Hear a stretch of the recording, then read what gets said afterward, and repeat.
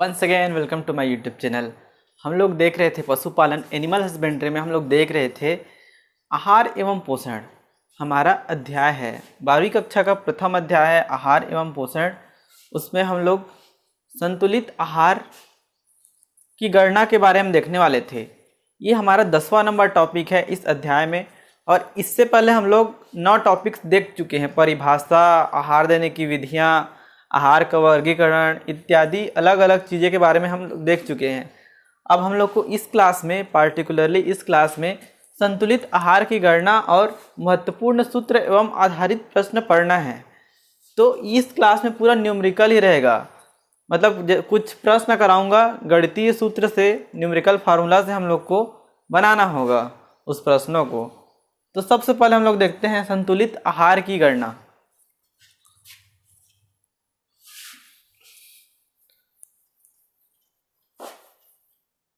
तो सबसे पहले हेडिंग लिखना संतुलित आहार की गणना।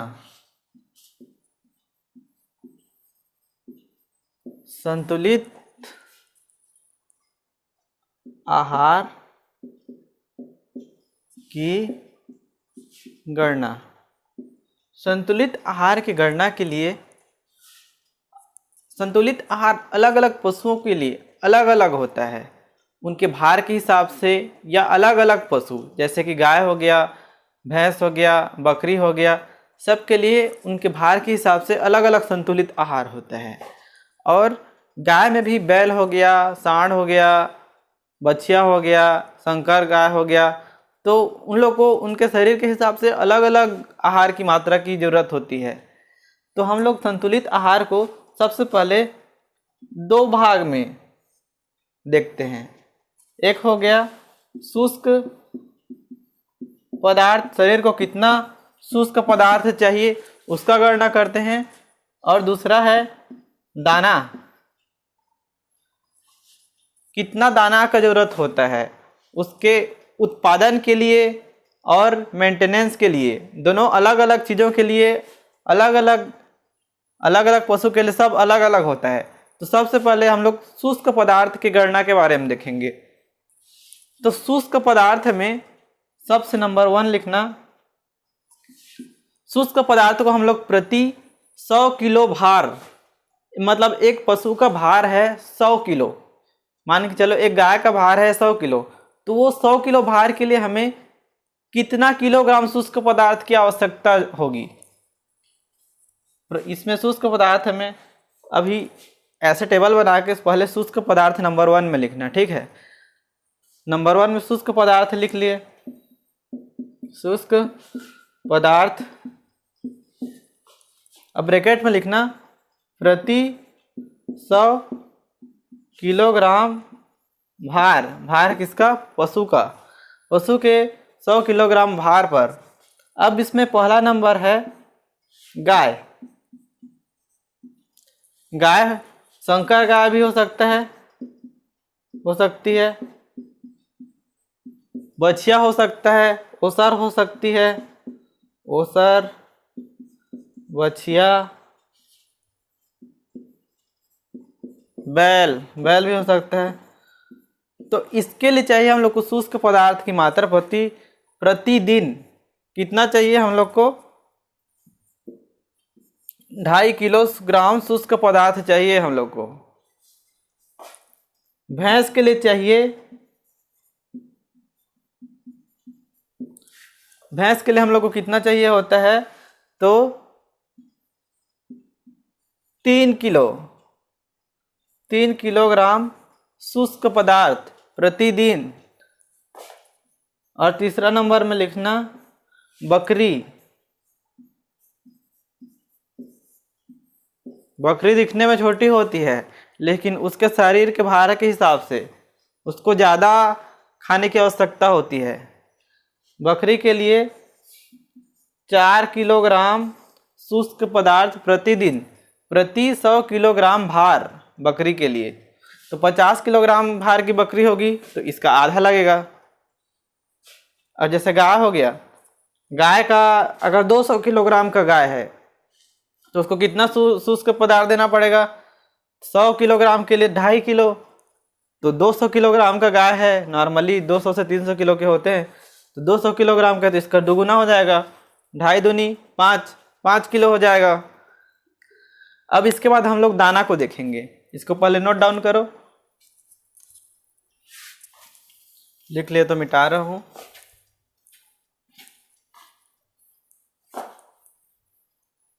अब इसके बाद दाना को देखते हैं, शुष्क पदार्थ हम लोग देख लिए। अब दाना की मात्रा लिखना,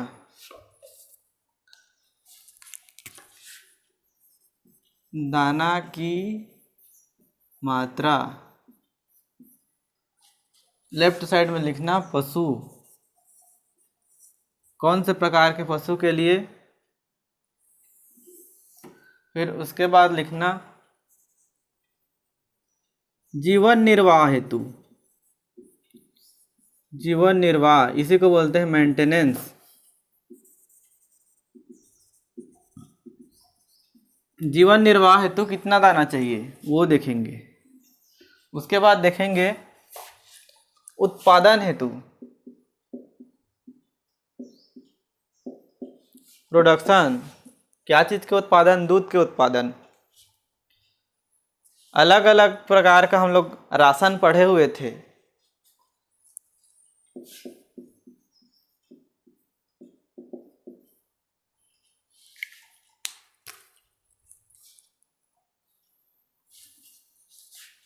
टेबल वाल बना लो अच्छे से। अब पहला नंबर पशु में लिखना, पहला नंबर पशु में लिखना गाय। गाय को जीवन निर्वाह के लिए कितना राशन चाहिए, तो 1 किलो। और जीवन निर्वाह करने के लिए 1 किलोग्राम दाना की आवश्यकता है। अब 1 किलोग्राम दाना की आवश्यकता है किस चीज़ के लिए, तो 3 लीटर दूध उत्पादन के लिए। 3 लीटर दूध उत्पादन के लिए गाय के लिए 1 किलोग्राम दाना की आवश्यकता है। जीवन निर्वाह के लिए 1 किलोग्राम। फिर दूसरा नंबर है संकर गाय। संकर गाय के लिए कितना चाहिए, तो 1.5 किलोग्राम। संकर गाय दूध उत्पादन भी ज़्यादा करती है, जिन जीवन निर्वाह के लिए भी उसको ज़्यादा चाहिए, उसका हेवी होता है। उत्पादन के लिए 1 किलोग्राम प्रति 3 लीटर दूध के लिए। यहाँ पे ये दोनों समान हैं, ये दोनों का अंतर है। अब इसके बाद तीसरा नंबर है भैंस।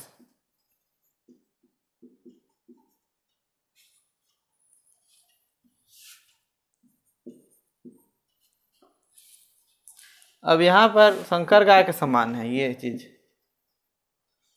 और ये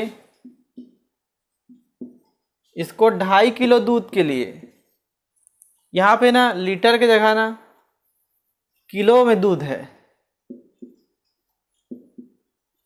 2.5 किलो दूध के लिए लीटर में अलग हिसाब हो जाएगा, किलो में हिसाब रख रहे हैं। 2.5 किलो दूध के लिए 1 किलोग्राम दाना चाहिए, और जीवन निर्वाह के लिए 1.5 किलोग्राम दाना चाहिए। अगर 5 लीटर दूध उत्पादन कर रही तो हम लोग को कितना चाहिए होगा, इसका डबल हो जाएगा। और जीवन निर्वाह के लिए मान के चलो एक भैंस है, एक क्वेश्चन मैं बताऊंगा, यहाँ पे मौखिक रूप से समझते हैं। एक भैंस है जो 200 किलोग्राम की है, 200 किलोग्राम की भैंस है, उससे हम लोग को दूध उत्पादन करवाना है। कितना लीटर, 5 लीटर। तो हमें कितना दाना, कितना शुष्क पदार्थ चाहिए। तो शुष्क पदार्थ में हम लोग क्या पढ़े थे, शुष्क पदार्थ में थोड़ा पेज पीछे देख लो, कितना चाहिए 100 किलोग्राम के लिए। 100 किलोग्राम के लिए हम लोग को 3 किलोग्राम शुष्क पदार्थ चाहिए था। तो 200 किलोग्राम के लिए 6 किलो, तो 6 किलो हम लोग को शुष्क पदार्थ हो गया। अब जीवन निर्वाह के लिए हम लोग को कितना किलोग्राम चाहिए होगा, तो 1.5 किलोग्राम हम लोग को दाना चाहिए होगा। और कितना लीटर दूध उत्पादन करवाना है? 5 लीटर। तो इसका डबल हो जाएगा, 2 किलो हो जाएगा। 2.5 के लिए 1 तो 5 के लिए 2, तो 2 धन 1.5, 3.5 किलोग्राम दाना की मात्रा हो जाएगी। यहाँ तक क्लियर हुआ? अब भैंस के बाद आगे देखते हैं। ये टेबल ना आपको ना बहुत अच्छे से याद होना चाहिए, तभी आप लोग इससे संबंधित प्रश्न बना पाएंगे। तो सबसे पहले आप लोग को क्या काम करना है? इस टेबल को याद करना है। बहुत अच्छे से याद कर लोगे तो प्रश्न आपसे आसानी से बन जाएगा। बहुत आसान से प्रश्न आते हैं, बहुत कठिन वाला प्रश्न नहीं आते हैं। तो गाभिन गाय है और भैंस है। गाभिन मतलब 6 माह से ऊपर हो गया है उसके लिए, कम के लिए जो जैसे गाय के लगता है वैसे ही लगता है। अब 6 माह के बाद उसका भ्रूण अच्छे से विकास करने लगता है, तो उसको अतिरिक्त जैसे उत्पादन दाना हो गया ना, जैसे उत्पादन दाना मैं बताया था 3 लीटर के लिए 1 किलोग्राम चाहिए गाय के लिए, और भैंस के लिए 2.5 लीटर के लिए 1 किलोग्राम चाहिए। तो उतना तो लगेगा ही, उसके अतिरिक्त 1 किलोग्राम भ्रूण विकास के लिए, 1 किलोग्राम भ्रूण विकास के लिए चाहिए। और वैसे ही भैंस के लिए उत्पादन दाना और अतिरिक्त 1 किलोग्राम भ्रूण विकास हेतु अतिरिक्त दाना चाहिए। अब देखो बैल के लिए, अगर बैल सामान्य कार्य करता है तो उसके लिए 1 किलोग्राम, बैल तो उत्पादन नहीं करता है तो यहाँ पे उत्पादन दाना वाला कोई सवाल नहीं उठता है। सामान्य कार्य के लिए 1 किलो और भारी कार्य करने के लिए 2 किलोग्राम चाहिए। अब साँड़ के लिए, साँड़ का उपयोग किस चीज़ के लिए होता है? तो गाय के साथ प्रजनन कराने के लिए। तो प्रजनन कराने के लिए हमें चाहिए 1 से 1.5 किलोग्राम दाना प्रजनन हेतु। अब लास्ट में बकरी का देखते हैं। बकरी के 250 ग्राम चाहिए।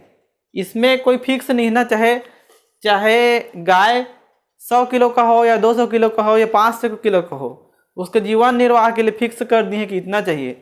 उत्पादन के लिए अलग अलग होगा, जितना दूध देते हैं उसके हिसाब से होगा। और शुष्क पदार्थ हम लोग पढ़े थे, शुष्क पदार्थ उसके शरीर के हिसाब से देंगे, 100 किलो का है या 200 किलो का है उसके हिसाब से। लेकिन जो जीवन निर्वाह के लिए जो दाना देते हैं ना, वो गाय बैल साँड़ के लिए फिक्स है, चाहे 200 किलो का हो या 500 किलो का हो, दाना उतना ही खिलाएंगे। लेकिन बकरी के केस में अगर 50 किलोग्राम का भार है तो 250 ग्राम खिलाएंगे। अगर 50 से डबल है तो 250 कितना हो जाएगा? आधा किलोग्राम हो जाएगा, आधा किलो हो जाएगा। और उत्पादन हेतु आधा किलोग्राम चाहिए। 2.5 किलोग्राम दूध के लिए, 2.5 किलो दूध के लिए आधा किलो दाना चाहिए। 5 किलो दूध के लिए 1 किलो दाना चाहिए होगा, उतना देती नहीं है दूध, बस कैलकुलेशन है। अब इससे संबंधित हम लोग प्रश्न पढ़ेंगे। सबसे पहले आप अच्छे से टेबल याद कर लो, एक बार टेबल को अच्छे से याद कर लो, उसके बाद यहाँ के इसके जो क्वेश्चन पढ़ाऊंगा ना, उसको टेबल को याद करने के बाद वीडियो को देखना। पास कर लो, याद कर लो, कॉपी में लिख के याद कर लो, उसके बाद फिर मैं पढ़ा रहा हूँ। अब एक प्रश्न करते हैं बुक से। एक गाय है, कितने किलोग्राम का है? प्रश्न पूरा लिखना। प्रश्न, एक 400 किलोग्राम की गाय है, वजन की गाय है, एक 400 किलोग्राम वजन की गाय है जो प्रतिदिन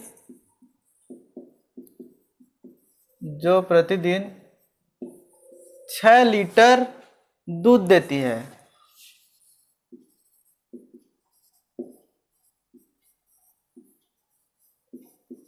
एक 400 किलोग्राम वजन की गाय है जो प्रतिदिन 6 लीटर दूध देती है। तो इसके लिए हमें शुष्क पदार्थ और दाने की मात्रा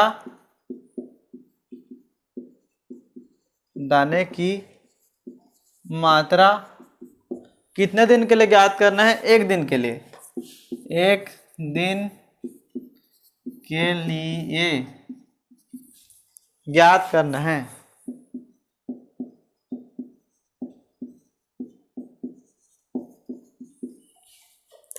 अब देखो टेबल को देखो, पहले आप लिखोगे, शुष्क पदार्थ की पहले गणना करेंगे।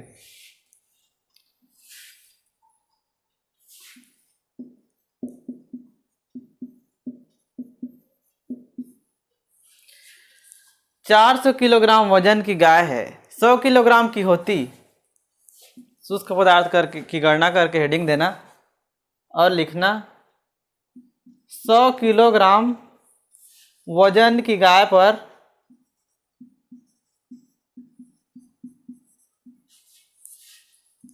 शुष्क पदार्थ की कितना आवश्यकता होता है।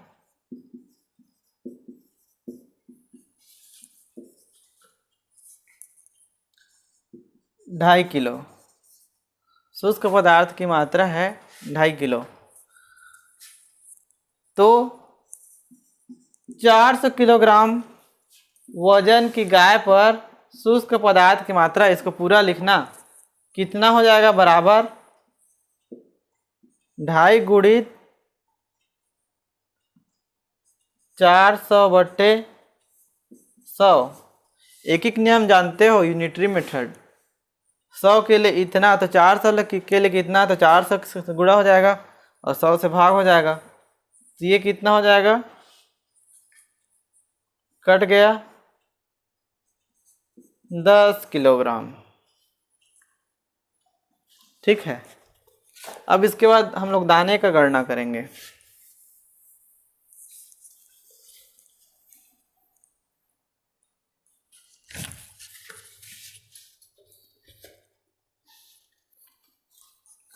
दूसरा नंबर लिखना, दाना के लिए गणना। अब दाना में टेबल बनाया था, यहाँ पे लिखा था जीवन निर्वाह हेतु, मेंटेनेंस के लिए, यहाँ उत्पादन हेतु। जीवन निर्वाह के लिए चाहे उसका वजन कितना भी हो, गाय के लिए हम लोग को कितना चाहिए जीवन निर्वाह हेतु, जीवन निर्वाह हेतु दाना कितना चाहिए, 1 किलोग्राम। और 6 लीटर के लिए निकालना है। 3 लीटर के लिए पढ़े थे, 3 लीटर के लिए कितना दूध चाहिए, 3 लीटर दूध के लिए दाना कितना चाहिए, 1 किलोग्राम। तो 6 लीटर के लिए कितना चाहिए, 6 लीटर दूध के लिए दाना बराबर हो जाएगा 1/3 गुणित 6 बराबर 2 किलोग्राम। ये इसके साथ गुणा हो जाएगा और ये यहाँ पे भाग हो जाएगा। ऐसे ही होता है ना एक एक नियम में। अब यहाँ पे कुल दाना कितना हो जाएगा, तो अंत में लिखना कुल दाना बराबर जीवन निर्वाह के लिए और उत्पादन के लिए, ये उत्पादन के लिए है, बराबर कितना हो जाएगा, 1/2 बराबर 3 किलोग्राम। अतः हमें दाना देना होगा 3 किलोग्राम। इसलिए इसको, अब एक प्रश्न हम लोग बकरी का करते हैं।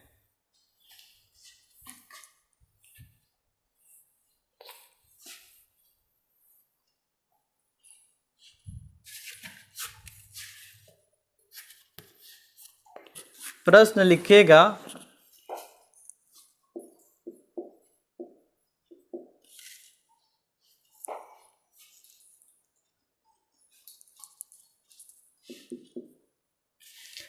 एक जमुनापरी बकरी, एक जमुनापरी बकरी जिसका शरीर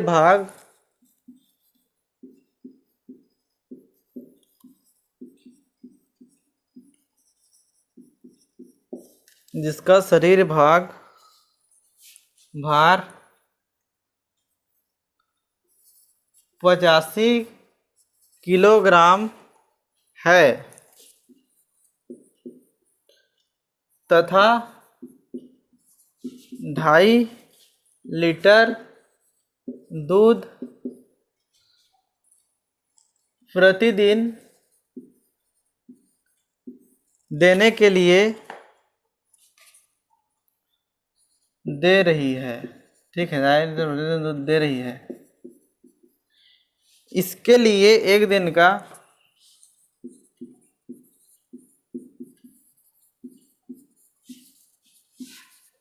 दिन का शुष्क पदार्थ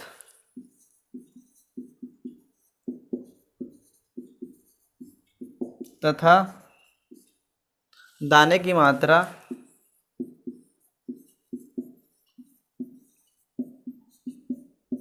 ज्ञात कीजिए।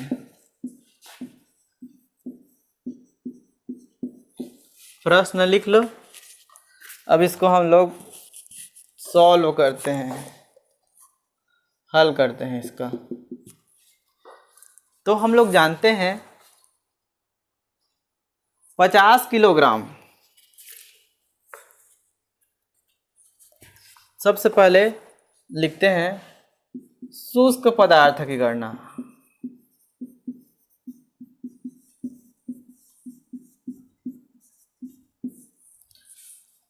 गाय के लिए पढ़े थे 2.5 किलो, भैंस के लिए पढ़े थे 3 किलो, और उसके लिए पढ़े थे बकरी के लिए 4 किलो। 100 किलो भार के बकरी के लिए शुष्क पदार्थ चाहिए 4 किलो। ऐसा हम लोग जानते हैं, टेबल में देख लेना। तो 85 किलोग्राम भार बकरी के लिए शुष्क पदार्थ कितना चाहिए? शुष्क पदार्थ कितना चाहिए? तो 4/100 गुणित 85 हो जाएगा। 100 के लिए इतना चाहिए, तो 85 के लिए कितना चाहिए? मतलब 85% हो जाएगा 4 का। तो यहाँ पे आएगा हमारा उत्तर 3.4 किलोग्राम। इसको गुणा करना, 100 से भाग देना या 5 से कटा लेना, उसके बाद गुणा करके भाग देना, तो आ जाएगा। ये हो गया हमारे शुष्क पदार्थ की गणना। अब हम लोग को दाना की गणना करना है। प्रश्न को लिख लिए, प्रश्न को मिटा रहा हूँ, दाना के लिए थोड़ा बड़ा लगेगा जगह।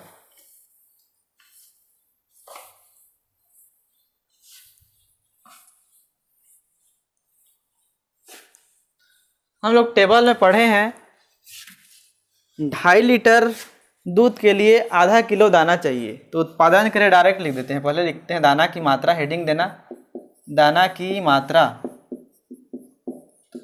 दाना की मात्रा में हम लोग उत्पादन के लिए भी पढ़ते हैं और जीवन निर्वाह के लिए भी पढ़ते हैं। तो यहाँ पे हम लोग को जीवन निर्वाह के लिए हम लोग को कैलकुलेट करना पड़ेगा। ये तो डायरेक्ट टेबल में प्रश्न में दिया हुआ है।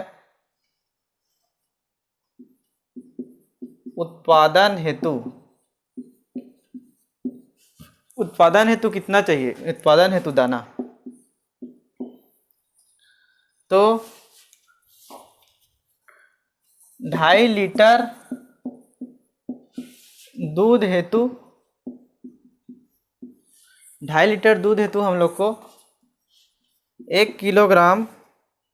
आधा किलोग्राम दाना चाहिए होता है। ऐसा हम लोग जानते हैं। टेबल में देखो 2.5 लीटर दूध हेतु आधा किलोग्राम दाना की जरूरत पड़ती है, लेकिन प्रश्न पूछ ही रहा है कि 2.5 लीटर के लिए ही निकालना है। तो हम लोग को 5 डबल तिबल करने की ज़रूरत नहीं है। 2.5 के लिए हमारा आ चुका है, आधा किलोग्राम दाना चाहिए। अब जीवन निर्वाह के लिए भी हम लोग को चाहिए होता है जीवन निर्वाह हेतु दाना। तो यहाँ पे प्रश्न में दिया है, प्रश्न में क्या दिया है उसको जानने से पहले हम लोग को 50 किलोग्राम शरीर पर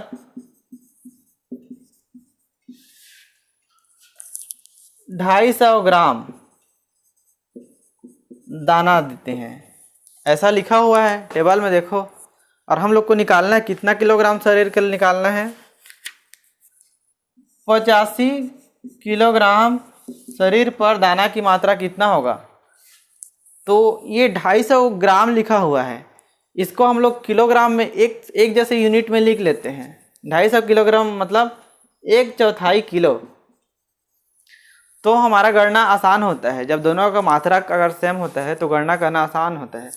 अब ये 1/4/50 मतलब 50 यहाँ पे नीचे में आएगा और गुणित 85। अब इसको हम लोग हल करेंगे तो आएगा उत्तर 0.425 किलोग्राम। अब कुल दाना की मात्रा कैसे निकलेगा? तो जीवन निर्वाह और उत्पादन हेतु दाना यहाँ पे हम लोग का आया आधा किलोग्राम मतलब 0.5 किलोग्राम, और ये हम लोग का आया जीवन निर्वाह हेतु 0.425 किलोग्राम। ये दोनों को हम लोग जोड़ देंगे तो हमारा टोटल दाना की मात्रा आ जाएगा। कितना आ जाएगा? 5, 2, 9 0. इतना किलोग्राम आ जाएगा।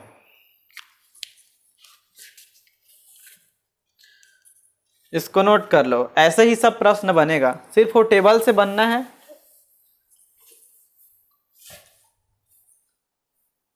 टेबल याद करना जरूरी है। अब इसके बाद हम लोग देखेंगे महत्वपूर्ण सूत्र। महत्वपूर्ण सूत्र और कुछ प्रश्न देखेंगे उससे आधारित। तो पहला नंबर सूत्र लिखो, पोषक अनुपात। इसको NR से डिनोट करते हैं। इसका मतलब होता है न्यूट्रिशनल रिक्वायरमेंट। इसका सूत्र लिखना NR बराबर TDN, क्या होता है बता रहा हूँ, माइनस DCP बटे TDN। TDN मतलब मैं बताया था, पहले बता चुका हूँ, टोटल डाइजेस्टिबल न्यूट्रिएंट, संपूर्ण पाच्य पोषक। इसका मतलब होता है DCP, डाइजेस्टिबल क्रूड प्रोटीन, पाच्य कच्ची प्रोटीन। अलग अलग के लिए अलग अलग में मान भी लिखवाया था, TDN DCP कितना कितना होता है करके, अलग अलग पोषक तत्व के लिए। तो उसी से न्यूट्रिशनल रेशियो, पोषण अनुपात, पोषक अनुपात निकलता है। तो जैसे इसका मान दिया रहेगा किसी भी चीज़ के लिए, जैसे कोई भी अनाज, जैसे जौ के लिए दिया है, TDN का मान दे दिया रहेगा, DCP का मान दे दिया रहेगा, तो हमारा निकल जाएगा ना NR। इस सूत्र में रखोगे उसका मान और फिर निकाल लोगे। अब यहाँ पे 3 कैटेगरी है इसका। वो 3 कैटेगरी है संकीर्ण अनुपात, मध्यम अनुपात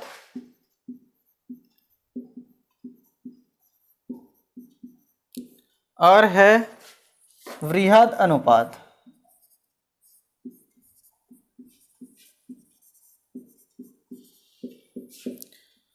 संकीर्ण अनुपात क्या होता है? अगर हम लोग इसका मान निकाले और उसका मान आया 1/3 से 1/6 के बीच में, तो उसको बोलेंगे संकीर्ण अनुपात। यह अच्छा होता है। संकीर्ण अनुपात अगर आता है ना हम लोग का मान, तो यह अच्छा होता है। और 1/6 से 1/8 के बीच में आया तो ये मध्यम होता है। और 1/8 से 1/12 के लिए आया तो वृहद है, ये अच्छा नहीं होता है। तो संकीर्ण अनुपात, इसका उदाहरण लिखना, इधर साइड जगह बचाए होगे या इधर साइड जगह बचाए होगे तो लिख लेना, दलहनी चारों का संकीर्ण अनुपात होता है। दलहन चारा इसीलिए अच्छे होते हैं, उसमें पोषक अनुपात ठीक रहता है। अब मध्यम अनुपात, इसमें जैसे कि फसल के, जैसे कि जौ हो गया, धान गेहूँ, ये सब के जो चारा है ना, उसमें मध्यम अनुपात होता है। और वृहद अनुपात मोटे चारों में होता है, मोटे चारे। तो इसके उदाहरण में लिख लेना, मोटे चारों का अनुपात वृहद होता है, यह उतना अच्छा नहीं होता है क्योंकि इसमें पोषक अनुपात बहुत कम होता है। 1/8, 1/12 ये बहुत कम संख्या है, इसीलिए वृहत अनुपात लिखा है। कम होने के कारण ये जो गैप है ना वो बहुत ज़्यादा है, इसीलिए यहाँ पे वृहत लिखा हुआ है। अब दूसरा नंबर सूत्र देखते हैं। नंबर हेडिंग देना प्रोटीन तुल्यांक। क्या बोला? प्रोटीन तुल्यांक, इसको पीई बोलते हैं। PE for protein equivalent. ये क्या होता है? आसान से सूत्र है। पीई बराबर होता है TDN धन DCP/2। TDN दिया रहेगा, DCP दिया रहेगा, दोनों का औसत निकाल देना है /2 करके, तो हमारा प्रोटीन तुल्यांक निकल जाएगा। बहुत आसान है, लिख लो, मिटा रहा हूँ। अब तीसरा नंबर देखते हैं। लिखना हेडिंग पाचकता गुणांक। तीसरा नंबर पाचकता गुणांक, इसको बोलते हैं DC, डाइजेस्टिबिलिटी कोफिशिएंट, ऐसे लिखना। अब इसका सूत्र होता है पाचकता गुणांक का I - O/I। अब ये क्या है? I मतलब होता है इंजेस्टेड, पशु द्वारा। यहाँ पर लिखो अलग से क्या क्या होता है उसको। I बराबर लिखना पशु द्वारा खाए गए पोषक तत्व की मात्रा, और O मतलब इजेक्टेड, जो बाहर किया गया है मल द्वारा। तो गोबर में पोषक तत्व की मात्रा लिखना O बराबर। तो दोनों में हम लोग का पोषक तत्व का मान रहेगा, तो ये हम लोग का निकल जाएगा इस सूत्र से। ये भी बड़ा आसान है। अब चौथा नंबर देखते हैं। लिखना TDN को हेडिंग देना संपूर्ण पाच्य पोषक। लिखो 4 नंबर सकल या संपूर्ण पाच्य पोषक, इसी को बोलते हैं TDN। TDN का सूत्र होता है, ये प्रतिशत में लिखाएगा पूरा, बराबर होता है TDN बराबर होता है DCP का प्रतिशत में धन CF प्रतिशत में। DCP का तो बता चुका हूँ क्या होता है, पाच्य कच्ची प्रोटीन, और ये है कच्चा रेशा क्रूड फाइबर धन ईथर एक्सट्रैक्ट का प्रतिशत गुणित 2.25। ये खाली इसी के साथ गुणा है। इसका मतलब होता है ईथर एक्सट्रैक्ट मतलब ईथर का निष्कर्ष। ये है एक फार्मूला, इसको भी याद कर लेना। इतना पर्याप्त है, इतना सूत्र पर्याप्त है, इसी से प्रश्न आते हैं और हमारा ये अध्याय खत्म होता है। तो मिलते हैं अगले अध्याय में अगले लेक्चर के साथ। Thank you.